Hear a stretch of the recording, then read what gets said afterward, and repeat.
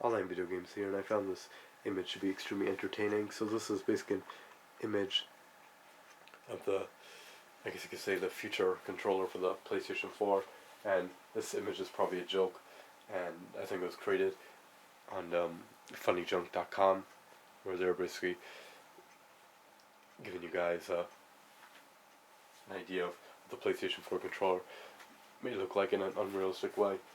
In other words, the PlayStation 2, the jump from the PlayStation 2 to the PlayStation 3 was such a huge leap because we can view the games in 1080p and in 720p. It comes with a Blu-ray player. We can stream the games, and we could stream movies on Netflix. The loading times are practically non-existent, so if you die in a game, it will just restart in the PlayStation 3 as opposed to Xbox 360, where you'll probably have to reload because you're basically streaming the disc when it's running on the PlayStation 3. So the PlayStation 3 was essentially revolutionary and offered the PSN, which was offered in the past, but it was, I guess, expanded upon for new games, and the servers did not lag as much because they're dedicated servers, unlike the Xbox 360 servers, and the PSN is a free service, unlike the Xbox Live. So there's a lot of, I guess you could say, hype and a lot of expectations for Sony to produce a console that, I guess you could say, had such an enormous,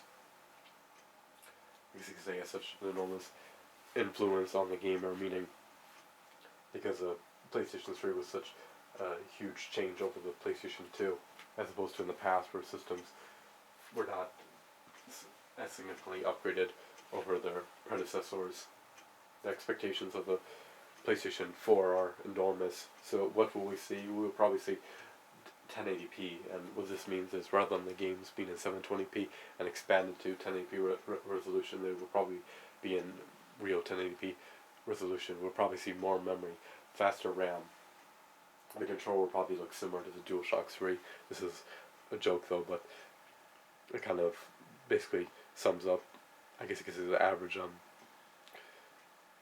consumers, or the average video gamers' expectations for Sony, which is to give us something that is a significant upgrade over what we currently have.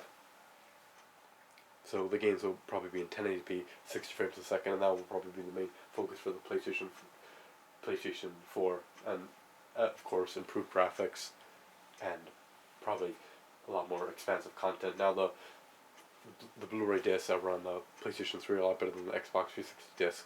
Why? They're a lot more scratch resistant and they can hold more memory. For example, Mass Effect was on 2 discs on the Xbox 360, however on the PlayStation 3 it's on 1. Or L.A. Noire was on 3 discs on the Xbox 360. On the other hand, on the PlayStation 3 it's on 1 disc. So maybe we'll even see discs that can hold more content in the future. And I think the main focus of the next generation for consoles will be about, at least for Microsoft and Sony, forget about Nintendo, but will primarily be about playing video games at 60 frames a second instead of 30 frames a second in 1080p. So maybe rather than having the engine be able to only handle so much stress on the Xbox 360 or PlayStation 3, meaning you can't play the game and have the same performance that you do when you play the game on a PC. But hopefully the level of quality, graphics, and performance will be significantly improved by, I guess you could say, updating and improving the technology in the next generation systems. And the games for this generation have been 3D, so maybe all the games in the next generation for Sony, or most of them, will be backwards compatible with 3D. I'm unsure though, but Sora was. I think Uncharted may have been. What else may have been? Toy Story 3 may have been.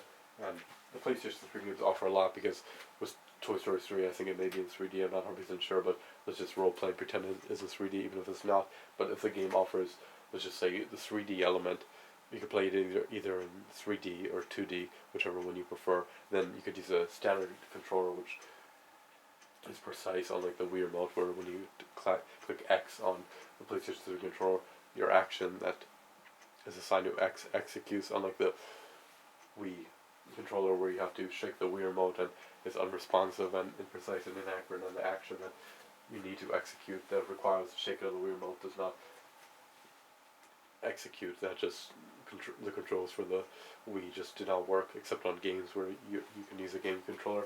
But like I said, the PlayStation 3 games will offer a lot more than the, at least in my opinion, will probably offer a lot more than the Xbox 360 games, because a lot of them will probably be in 3D. They'll probably be able to be viewable in 2D. You'll probably be able to use a control similar to the DualShock 3, and you'll probably be able to use a move controller to give you a different way of playing, or maybe you could use a shooter. So there's a lot of innovative ideas. Now this controller is basically I guess you could say this picture of this controller is basically maybe this is a bit of an exaggeration, but it's kind of a joke, but maybe the average consumer's expectation of the PlayStation 4, meaning we need a much better console, and maybe more buttons will allow a controller to be more similar to the mouse and keyboard, which is the ultimate set of controls. But I personally do not think that the controller will have this many buttons, because the console gaming is condensed, and if you're adding all these buttons, even though it would probably be easier for the hardcore gamer to just tap one of these random buttons to execute a combo as opposed to tapping 5 in a row, if they're trying to target a casual market, having, let's just say, 50 different buttons may be overwhelming to a casual player, as opposed to having, let's just say, 12 different buttons and then just assigning combos. I prefer more buttons that can execute combos, as opposed to less buttons that are needed to execute combos. But I do not think that the PlayStation 4 controller will look like this. I don't think the PlayStation 5 controller will look like this either, but who the shell knows. Anyway, so the PlayStation 4 will probably focus mainly on 60 frames a second and 1080 and true 1080p, so better graphics, better performance, hopefully improved gameplay, hopefully an improved online mode, hopefully more content in the game, and probably it'll be able to run in most of the games will probably, I hope, well, at least some of them will probably be able to run on a 3D TV to try to, because if the games can run in 3D, then it inspires people to want to buy a 3D TV to be able to play the games in 3D, so the games will probably be able to run in 3D, and more games will probably be backwards compatible with the Move, so that way you have a different type of option, and that could gear towards a more casual player, as opposed to, I guess you could say, the more hardcore PlayStation player may want to use a DualShock 4, or whatever the name is going to be, probably the DualShock 4. So let me know what you guys think about the PlayStation 4. I'll try to keep you guys updated as much as possible, and feel free to leave your opinion if you agree. If you disagree, that's okay. If you have a completely different opinion, that's okay as well. So feel free to leave what you think in the comment box below, and thanks for watching. I hope this information helped you, and I'll see you guys later. OnlineVideoGames signing out.